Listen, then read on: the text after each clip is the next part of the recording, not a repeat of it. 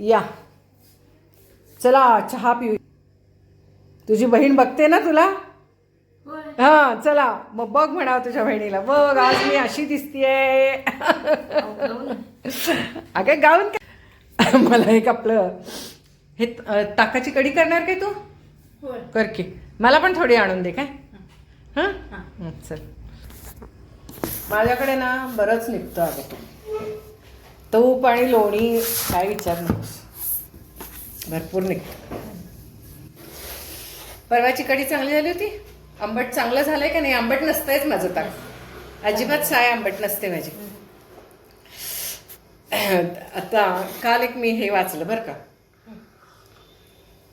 तुला जरा अध्यात्माची आवड आहे होय की नाही, खूप आहे तुझी अध्यात्माची आवड आहे, तू लिहितेस काय काय करतेस, तर तुला सांगते बरं का. काय झालं, आपला जन्म कसा होतो. आत्मा आपला म्हणजे आपण म्हणतो ना सगळ्यांचा आत्मा एकच आहे, हे आहे ते आहे. मग आपण जन्म कसा घेतो.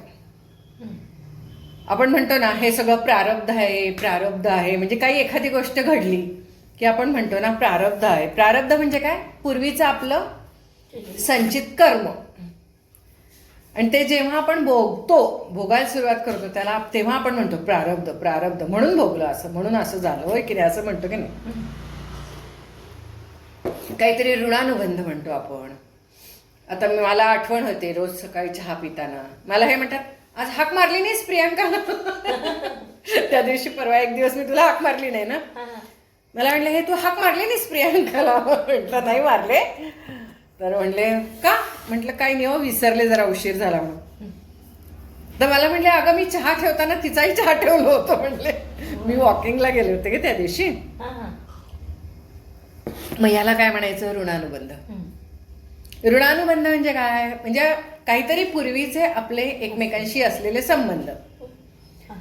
आणि कुठलाही संबंध असू देत, मागच्या जन्मीचे वगैरे वगैरे, ते एकमेकांचं एकमेकांवर काहीतरी ऋण असते. ऋण म्हणजे कर्ज. तसे काहीतरी आपण एकमेकांच्या सोबत चांगली कर्म करून आपल्या मनुष्य जन्मातच आपण फक्त ते फेडणार नाही का, जे काय आहे ते. पूर्वी कुठं आधीच्या जन्मामध्ये ना काही फेडलं जात नाही. आपण 84 लक्ष योनीनंतर मनुष्य जन्म मिळतो.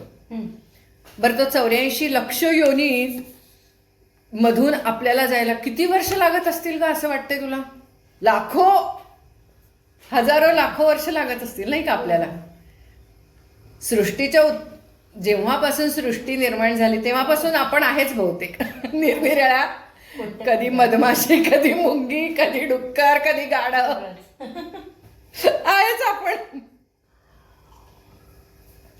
पण ह्या सगळ्या जन्मांमध्ये जे काही आपण चांगलं वाईट केलेलं असतं त्याचं फळ भोगण्यासाठी म्हणून आपल्याला हा मनुष्य जन्म आहे. ह्या मनुष्य जन्मामध्ये आपण ही सर्व, कारण सुख आणि दुःख हे सगळं फक्त मनुष्यालाच आहे ग. चांगलं वाईट हे सगळं मनुष्यालाच. तर ही सगळी संचित फळं भोगण्यासाठी, चांगली आणि वाईट भोगण्यासाठी आपल्याला हा मनुष्य जन्म मिळतो. तर त्याच्याबद्दल मला एक इतकं छान ऐकायला, म्हणजे मी असं, तुला माहितीये की मी सारखं काहीतरी ऐकतच असते. तर इतकं सुंदर त्यांनी एका कथाकारांनी सांगितलं, इतकं छान सांगितलं, तुला सांगते. मला ते इतकं आवडलं. काल रात्री 11:30-12 वाजता मी ते ऐकलं. आणि तेव्हा उठून आता म्हटलं हे मला कधी एकदा हे मी सांगेन असं झालं होतं. कुणाला तरी सांगायचं. काही नाही तर मी काकांना तरी सांगते. काका आपलं काही ऐकलं न ऐकलं करतात, असं शांत नसतं, हो करतात, ऐकतात. पण तसं ते हे संचित कर्म जे आहे, मग हा आपला जन्म कसा होतो. तर प्रत्येकाचं जे आहे चांगलं वाईट केलेलं कर्म, ते आता तुला मी सांगते. आता मी तुला हे ताक घेण्यासाठी बोलवलं. कधीतरी पूर्वी मी तुझ्या हातचं ताक खाल्लेलं असेल ग, कुठल्या तरी रूपात. मग त्यामुळे मी आता हे देतीये बरं का, असा त्याचा अर्थ. म्हणजे मनुष्य जन्मामध्ये आपण सगळं बॅलन्स करतो. म्हणजे ही काय फार पुण्यकर्म करायची गोष्ट नव्हे, साधी आपण एकमेकींना आपलं अगं राहिले ग माझ्याच्याने होईना संपवतीस काय, असं ते सगळं. तर अशी छोटी मोठ, पण ही चांगल्या कर्मामध्ये मोडते ना आपलं, हे चांगलं कर्म मोडते होय की नाही. समजा एखाद्याच्या तोंडचा घास काढून घेणं हे वाईट कर्म आहे, आणि एखाद्याच्या मुखात घास घालणं हे चांगलं कर्म आहे. तर आपल्या ह्या चांगल्या वाईट सगळ्या म्हणजे अनेक पूर्वीच्या जन्मांची सुद्धा जी काय सगळी लिखावट असते, लिखापडी, ती वर चित्रगुप्ताकडे असते. चित्रगुप्त एक ऑफिस म्हणून समजूया, जसं मायक्रोसॉफ्टचं ऑफिस आहे, पुन्हा आपण गुगलचं ऑफिस आहे वगैरे वगैरे, असं एक ऑफिस समजूया. रिलायन्सचं ऑफिस आहे, तसं चित्रगुप्त हे एक ऑफिस आहे. तर त्या ठिकाणी आपली सगळी लिखापडी असते. मग जेव्हा आपली खूप सारी म्हणजे सगळ्या योनीतनं आपण आलो, 84 लक्ष योनी, शेवटचं आपला आता हा जन्म आहे.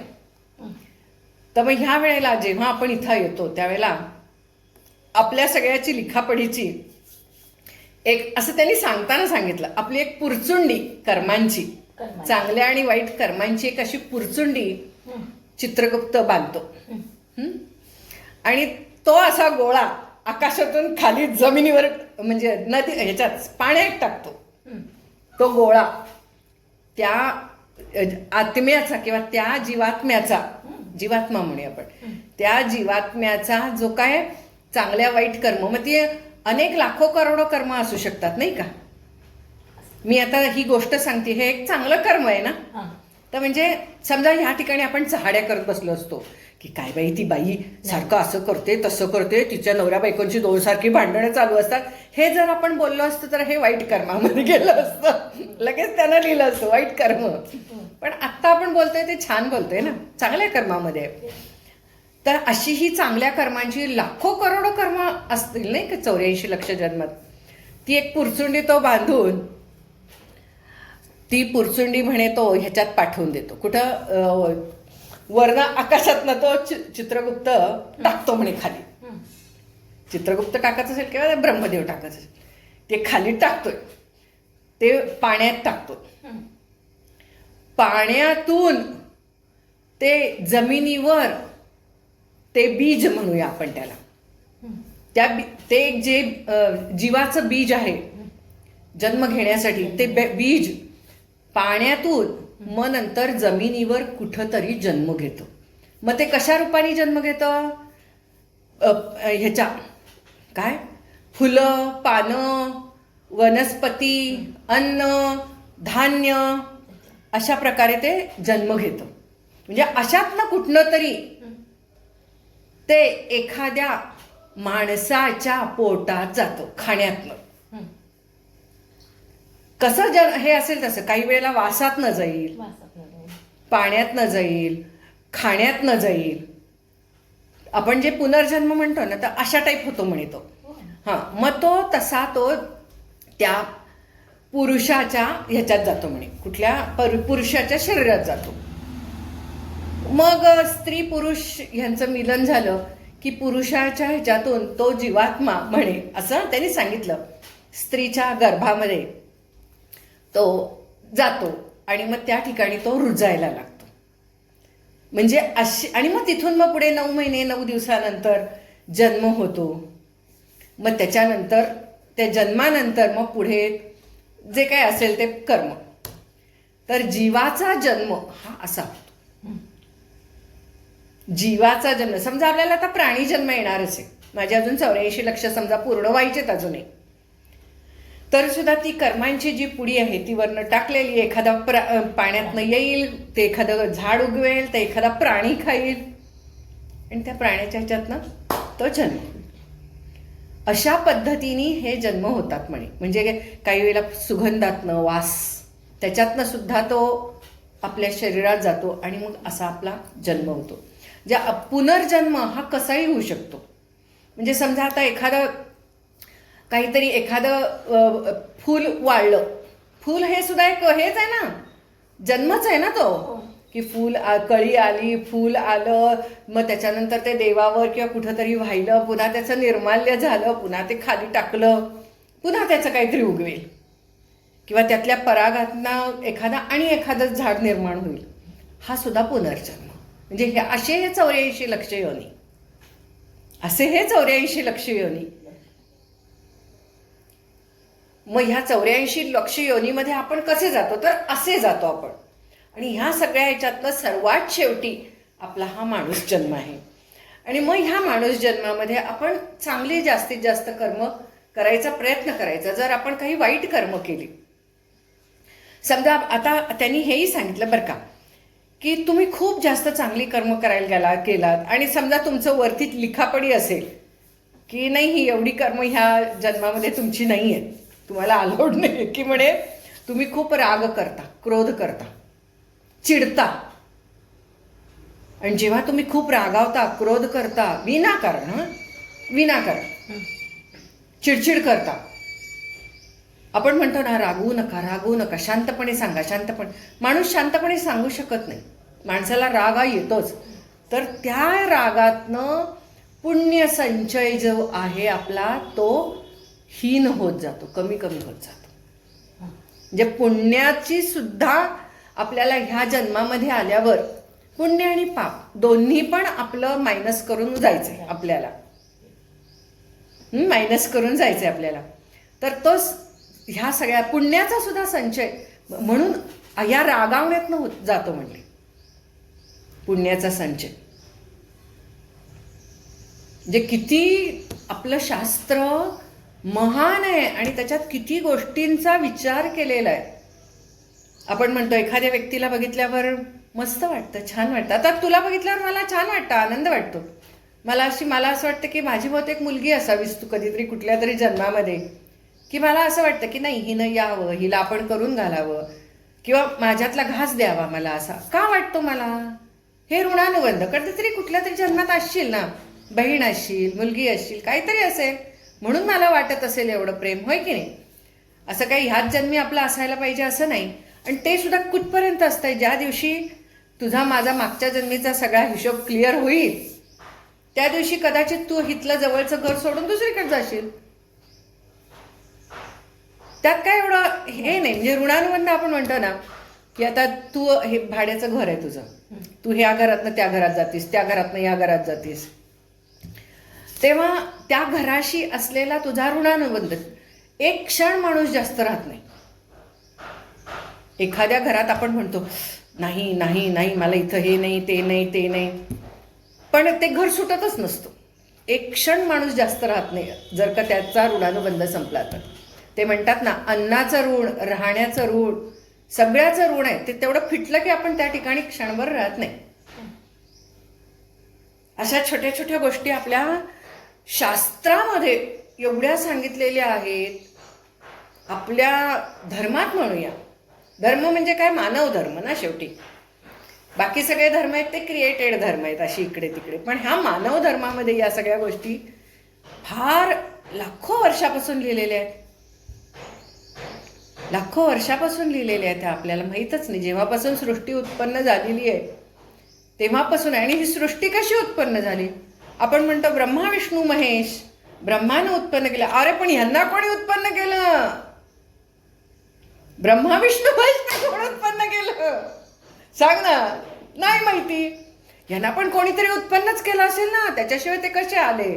त्यांना उत्पन्न करणारी जगदंबा माऊली, ज्योतिस्वरूप ब्रह्मांडात. हां, आणि असं काय फक्त ब्रह्मा विष्णू महेश हे तिघच जण संपूर्ण आकाशात नाहीत, असे अनेक पृथ्वी आहेत, अनेक ब्रह्मांड आहेत. म्हणजे किती आपल्या शास्त्रामध्ये पूर्वी ऋषीमुनींनी लिहून ठेवलेलं आहे. हे ऋषीमुनी म्हणजे सायंटिस्ट आत्ताच्या भाषेत. पण आपल्याकडे हे सगळं जे ज्ञान होतं ते नालंदा, तक्षशिला ह्यासारखी ही जी मोठी मोठी लायब्ररीज होत्या, 6-6 महिने जळत होत्या. या जाळल्या. जी आक्रमणं झाली आपल्यावरती, आपल्या भारतावरती, तेव्हा हे सगळं जाळलं गेलं. हे सगळं होतं. किती लांब आहे, काय आहे, हे सगळं आपल्याकडं होतं.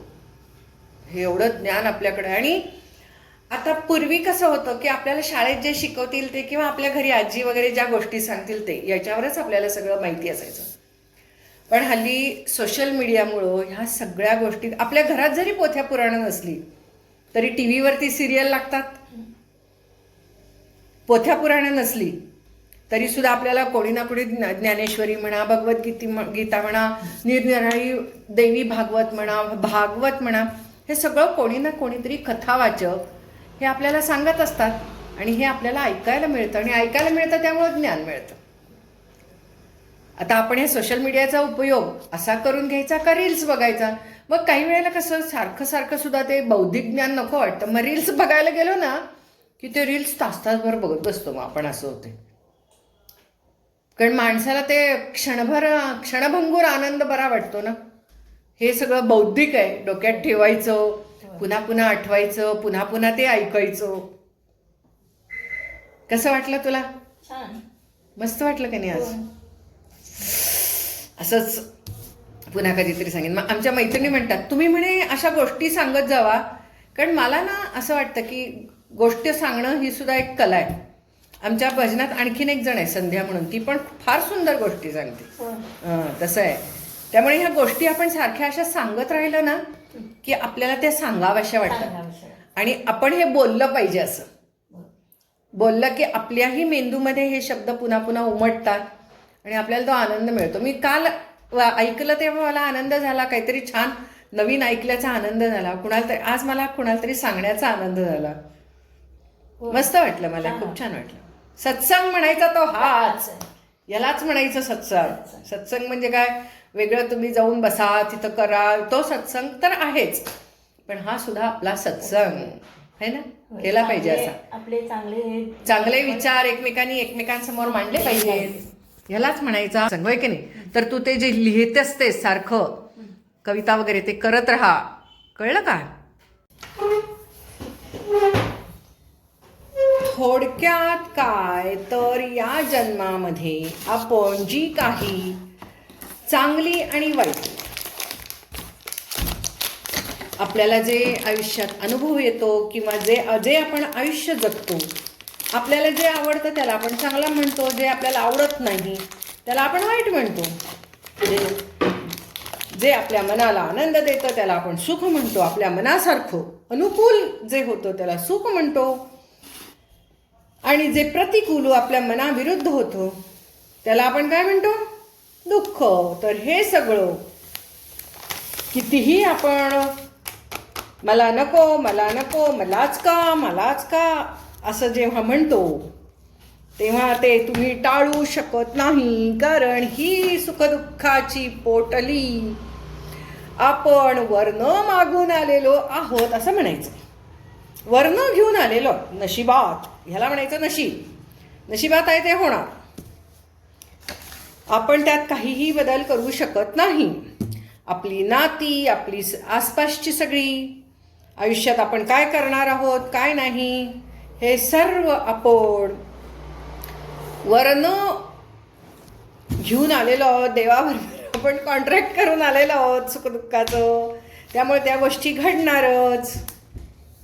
पण तरी आयुष्यात फक्त चांगलं करत राहा.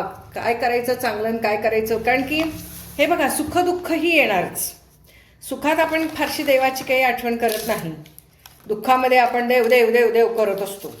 देवा हेच का, देवा तेच का, मलाच का, एकतर रागावतो नाहीतर देवा मला मदत कर आपण असं म्हणत असतो.